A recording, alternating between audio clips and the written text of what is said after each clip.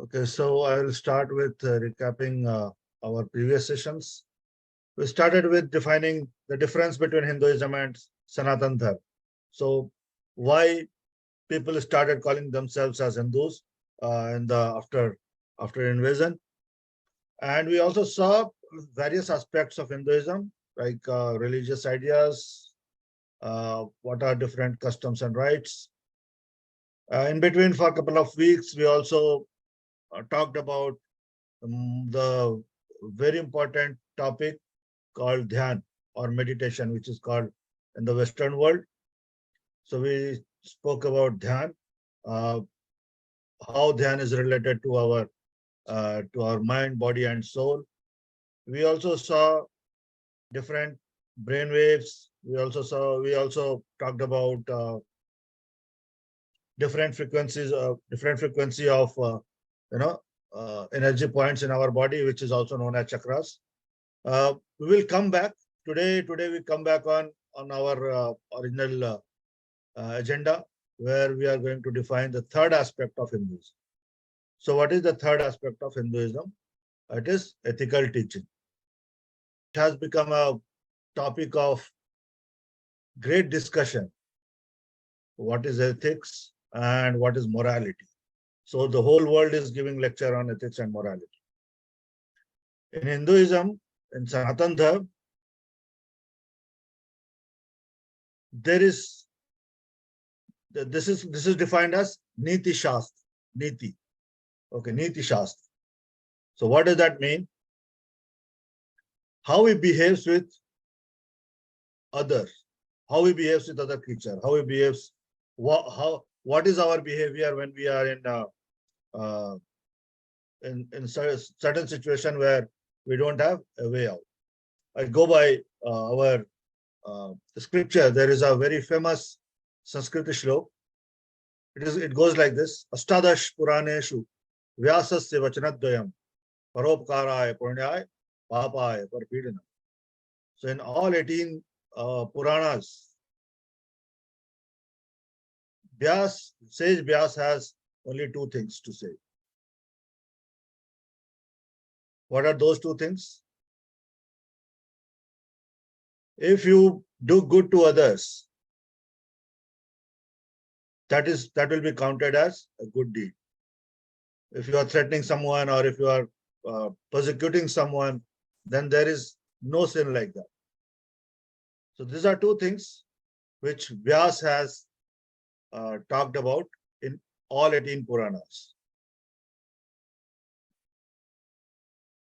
So according to our Hindu scripture, ethics or moral or Niti Shastra, they're all related to your consciousness. Unlike other religions, they list down the list of do's and don'ts. In Sanatan Dharm, we don't do that. In Sanatan Dharm, it all governed by your consciousness. So it is very important to understand who you are. Only then you can realize what you are doing good and what you are doing bad. हमारे शास्त्रों में चेतना शक्ति को बहुत ही महत्व दिया गया है और उसी चेतना शक्ति के द्वारा हम क्या सही है और क्या गलत है इस विषय का निर्धारण करते हैं. जैसे कि दूसरे धर्मों में या दूसरे पंथ या समुदायों में यह दिया गया है कि क्या आपको करना है क्या नहीं करना है, हमारे सनातन धर्म में ऐसी कोई व्यवस्था नहीं है. हमारे सनातन धर्म में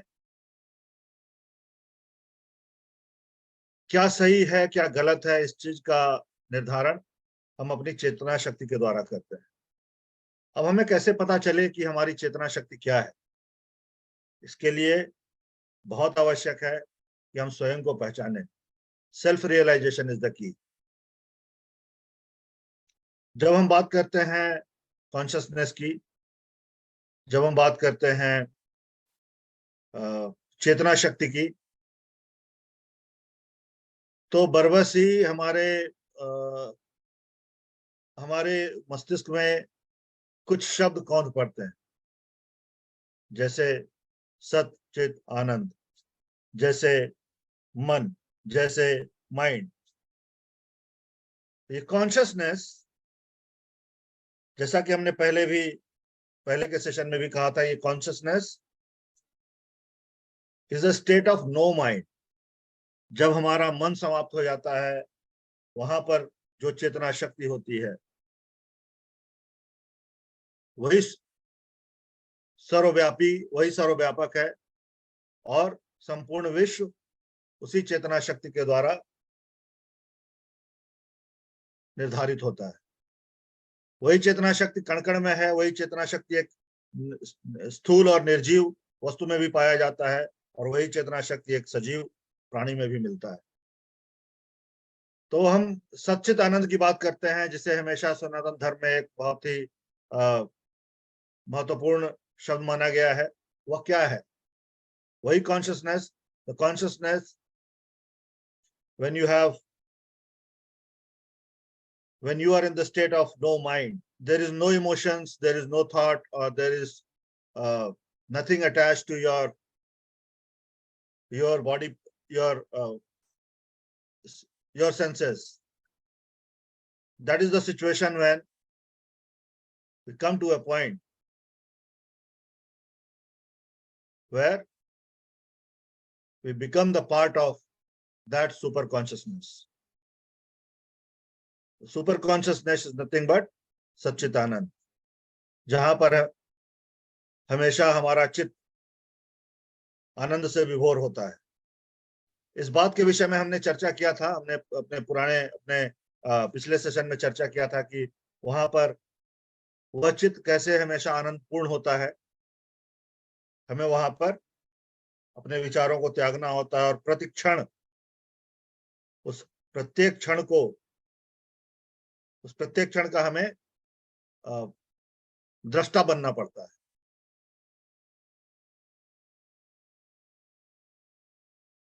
जब हम ऐसे स्थिति में होते हैं, वहां पर हमें किसी भी लॉ की आवश्यकता नहीं होती है, किसी भी रूल की आवश्यकता नहीं होती है। वहां पर हम स्वयं को यह बता सकते हैं कि क्या सत्य है, क्या असत्य है, क्या हमें करना चाहिए, क्या नहीं करना चाहिए। और सनातन धर्म में वही एथिक्स का या नीति का विज्ञान है। नीति के पीछे या एथिक्स के पीछे हमारी चेतना शक्ति है, और उस चेतना शक्ति को हम कैसे व्यापक कर सकते हैं, उसकी कुंजी ध्यान के स्वरूप में हमारे ऋषियों ने हमें दे दिया है।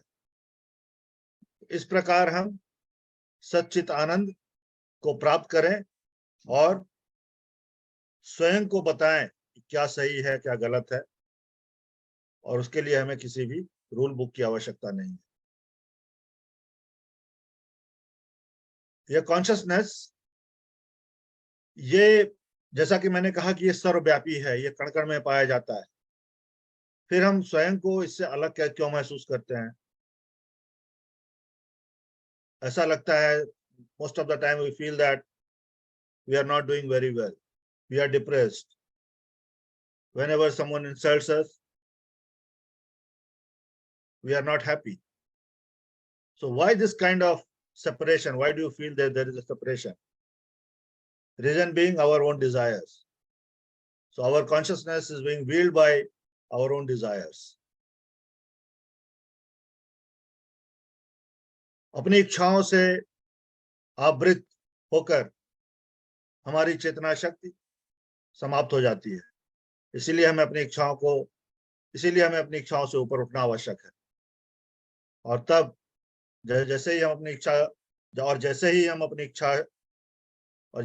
इच्छाओं से ऊपर उठते हैं, हम उस सर्वव्यापी चेतना शक्ति का एक पार्ट बन जाते हैं, become a part of that super consciousness. यहाँ पर एक एक प्रश्न अवश्य उठता है कि यहाँ पर वह कौन है, वह कौन है और वह किससे किससे हम जाकर जुड़ते हैं। So who unites with whom। जैसे ही हमारी चेतना शक्ति हमारी इच्छाओं से परे हो जाती है, हम उस सुपर कॉन्शियसनेस से जुड़ जाते हैं। तो यह कौन जुड़ता है? यह हमारा शरीर जुड़ता है, हमारा मन जुड़ता है, हमारी आत्मा जुड़ती है, और किस चीज से जुड़ती है, यह सोचने लायक बात है। और इस पर आप लोग अवश्य अपना विचार दें, और आप लोग अवश्य इस विषय में सोचें, क्योंकि सोचने से ही हम किसी न किसी निष्कर्ष पर पहुंचते हैं।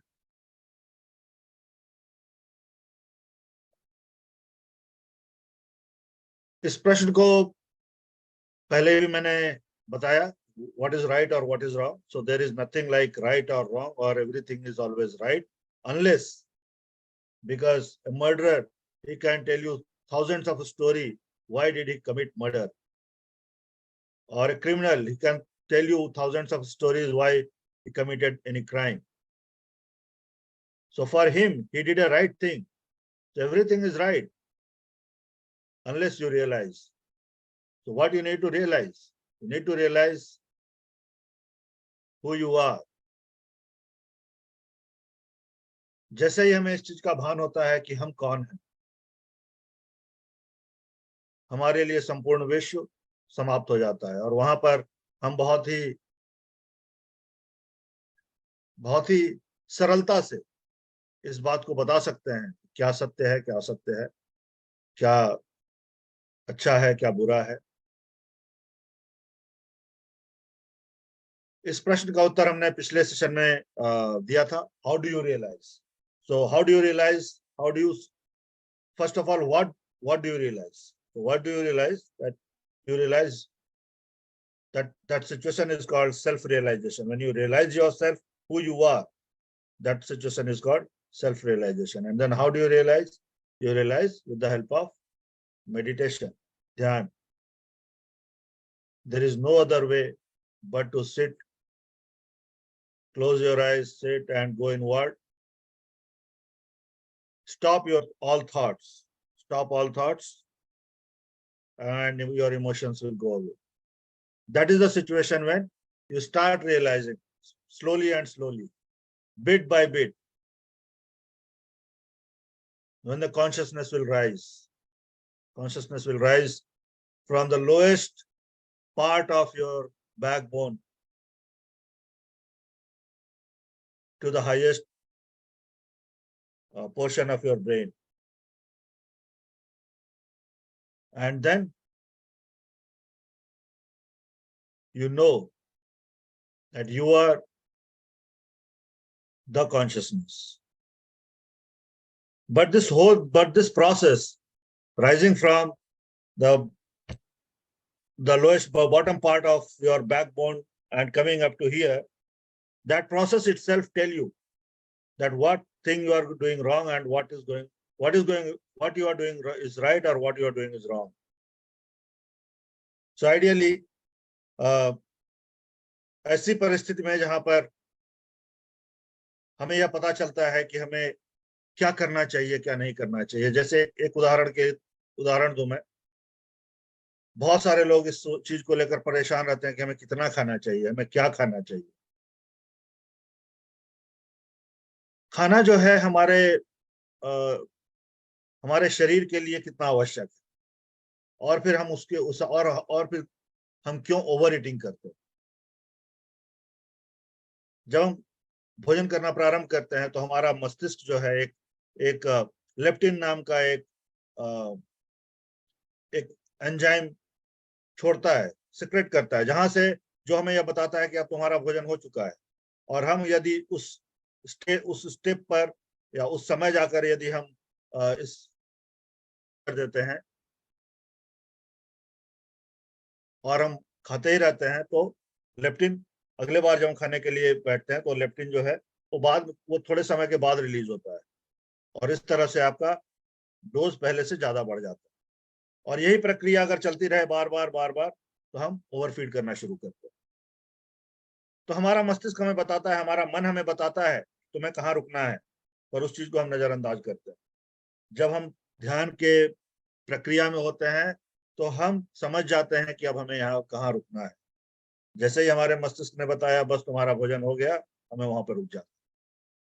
उसी प्रकार बहुत सारी चीजें हैं। उसी प्रकार सुबह हम उठते हैं, बहुत सारे लोग एक्सरसाइज करते हैं, बहुत सारे लोग ध्यान करते हैं, मेडिटेशन करते हैं, बहुत सारे लोग अ, आजकल एक नया दौर चल गया है, जैसे बहुत सारे लोग फोन लेकर सर्फ करना शुरू करते हैं। तो जो ध्यान के प्रोसेस में है, उनको पता है कि ये चीज उनके लिए सही नहीं है, and they need to come over all this. So during the process of dhyan or meditation, you'll come to know what is going on, what you are doing right or what you are doing wrong. तो हमें क्या करना है? How do you realize? You realize by meditating. What do you realize? You realize who you are. Okay. इसमें एक चीज हमें और भी ध्यान रखने योग्य बात है कि ध्यान के प्रोसेस में भी या ध्यान के प्रक्रिया में भी कभी कभी हम अपने मार्ग से भटक जाते हैं। ऐसा क्यों होता है? और वहीं पर जो हमारी पूरी जो नीति होती है, पूरा जो एथिक्स होता है, हमारा समाप्त हो जाता है। हम इनडिसिप्लिन्ड हो जाते हैं। हम खाना खा रहे हैं, हमने हम कंट्रोल कर रहे हैं अपने आप को। अपने आप मैं प्रयास कर रहा हूँ कि मैं तनिक कम खाऊं, और एक समय ऐसा आता है जो लगता है कि नहीं, ये सारी चीजें जो हैं व्यर्थ हैं, हमें खाना चाहिए। सारी नीति खतर समाप्त हो गई। इसी प्रकार हमें किसी के साथ कैसा बिहेव करना चाहिए, यह भी हमें हमारी चेतना शक्ति के द्वारा ही पता चलता है। कभी कभी हम अपने मित्रों के साथ, संबंधियों के साथ, या ऐसे ही किसी के साथ भी बहुत बुरा बर्ताव करते हैं, जो कि हमारा मन कभी कभी करता है कि नहीं, ये मैंने गलत कार्य किया है। और कभी कभी इन सारी चीजों पर हम ध्यान नहीं देते। तो वो जो गलत कार्य किया है, जो हमारा मन बोल रहा है, वह क्यों बोल रहा है? क्योंकि दो चीजें हैं, एक प्रवृत्ति होती है और एक निवृत्ति होती है। बचपन से लेकर अभी तक हम जिस तरह का बिहेवियर या जिस तरह का व्यवहार हमारा दूसरों के साथ रहा है या स्वयं के साथ रहा है, हमें हम वैसा ही बिहेवियर हम दूसरों के साथ करना कंटिन्यू कर रखेंगे। वही प्रवृत्ति होती है, दैट इज कॉल्ड टेंडेंसी। और निवृत्ति क्या होती है? निवृत्ति होती है जब हम किसी चीज को छोड़ देते हैं, किसी चीज से हम ऊपर उठ जाते हैं, वह निवृत्ति होती है। ध्यान के समय में हमें अपने ध्यान के प्रति प्रवृत्त होना है और सांसारिक विषय वासनाओं के प्रति निवृत्त होना है। सांसारिकता के समय हमें अपने कार्य के प्रति प्रवृत्त होना है और बाकी अन्य चीजों के प्रति निवृत्त होना है। वहीं से प्रवृत्ति और निवृत्ति का वही और यही प्रवृत्ति और निवृत्ति व्यक्ति को सही और गलत ठहराते हैं। इस तरह से हमने we discussed about what made us right and what made us wrong in certain situations, and how we can amend those situations. So it is our consciousness, our हमारी चेतना शक्ति, इसी के आधार पर हम कोई चीज सही या गलत करते हैं। और सनातन धर्म में संपूर्ण एथिक्स के पीछे, मोरालिटी के पीछे हमारी चेतना शक्ति कार्य करती है, जिसको हमें ध्यान रखना चाहिए। अब आते हैं एक बहुत ही इंपॉर्टेंट टॉपिक पर, जिसका नाम है वर्च्यू एंड वाइस। इसको हम आज कुछ देखेंगे। इसके विषय में हम इसके विषय में हम थोड़ी सी बात आज करेंगे और बाकी की बात हम बाद में करेंगे। तो ये क्या होता है वर्च्यू एंड वाइस?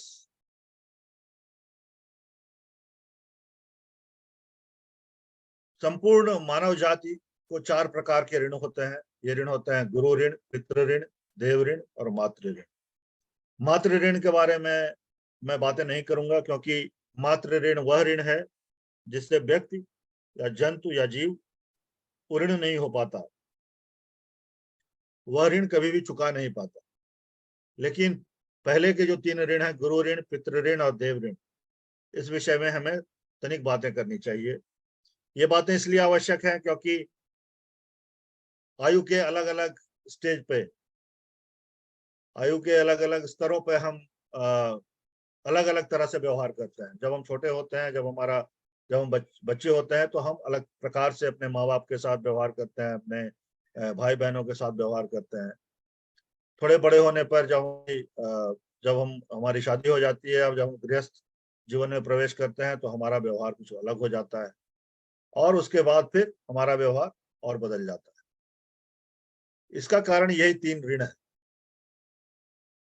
गुरु ऋण यह होता है, और सनातन धर्म में हम जब भी किसी भी विषय में बात करें, तो हमें यह बात अवश्य तो यह जब हम जब भी किसी भी विषय में बात करें, तो यह बात हमें अवश्य याद रखनी चाहिए कि यह सनातन धर्म से संबंधित है। तो यदि मैं गुरु ऋण की बात करता हूं, तो मैं उस समय की बात करता हूं जब बच्चे 4 साल या 5 साल के बाद अपने गुरुकुल में चले जाते थे और वहां पर ब्रह्मचर्य का पालन करते थे, और वहां पर गुरु उन्हें शिक्षा में दक्ष करते थे।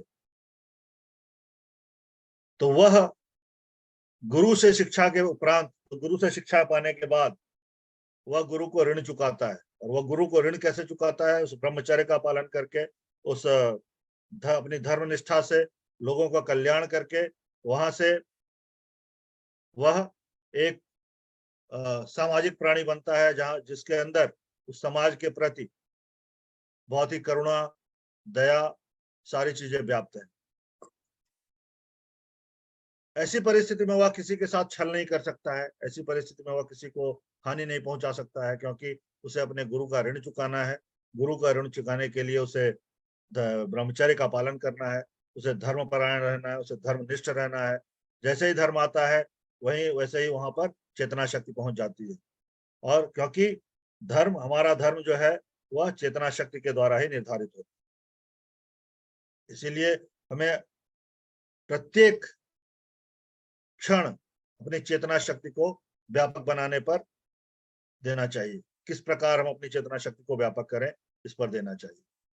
फिर आता है पितृ ऋण। पितृ ऋण क्या होता है? पितृ ऋण वह होता है जब हम गृहस्थ आश्रम में प्रवेश करते हैं, अपना परिवार बनाते हैं, और वहां पर हम अपने जो जो जो कार्य हमारे पिता ने हमारे लिए किया है, वैसा ही कुछ कार्य हम भी अपने आने वाले पीढ़ियों के लिए करते हैं। तदुपरांत देव ऋण जहां पर हम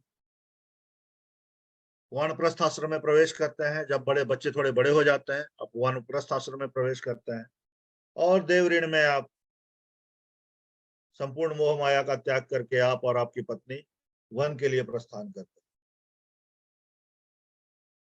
हैं। यहाँ पर यह प्रश्न अवश्य पूछा जा सकता है कि आज के समय में कोई वन के लिए प्रस्थान नहीं करता, फिर भी कैसे आज की परिस्थिति में हम अपने चीजों को बचाए रखें। आवश्यक नहीं है वन के लिए प्रस्थान करना है, किंतु हम जहां पर हैं वहां पर ही इस धर्मपरायणता से रहें, इस चेतना के साथ रहें कि हम किसी को कष्ट न दें।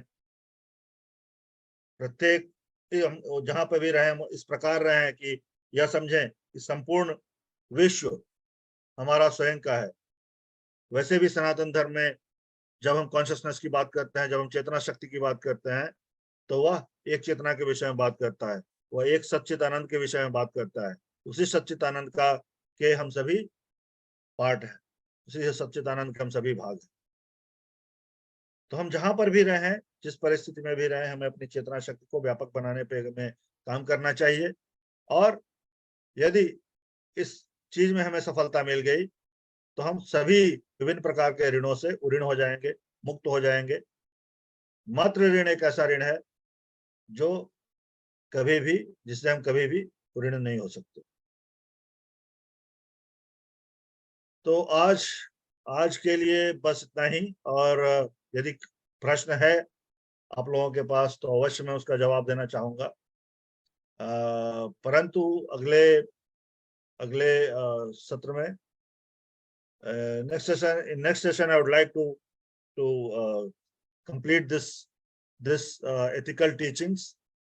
There are few other topics like how to behave with elders, how to behave with youngers, and how to behave with people who are equal to us in age or in different social in different ways. So the next session we will talk about that. But I'd like to answer any questions if you have. We'll take a pause. Shashi जी, हम लोगों के पास recording है क्या पहले वाले sessions के? जी, मैं इसके लिंक शेयर करता हूँ हर सेशन के बाद 1 या 2 दिन के बाद मैं शेयर करता हूँ लिंक। अच्छा, ठीक है, मतलब चैट में है, ठीक है, मैं देखूंगी क्योंकि हम पहले ज्वाइन नहीं कर पाए थे, मेरे बेटे का क्लास क्लैश कर रहा था। कोई बात नहीं, मैं फिर से भेज दूंगा, मैं फिर से शेयर कर दूंगा, तो वहां से आप ये कर सकते हैं। जी, बढ़िया, thank you. Thank you. So we don't have anything. We'll adjourn this and then we'll come back next week, or maybe next week I'll not be here. So I'll send the message in the group. Okay, thank you. Okay, ठीक है, नमस्ते। नमस्ते।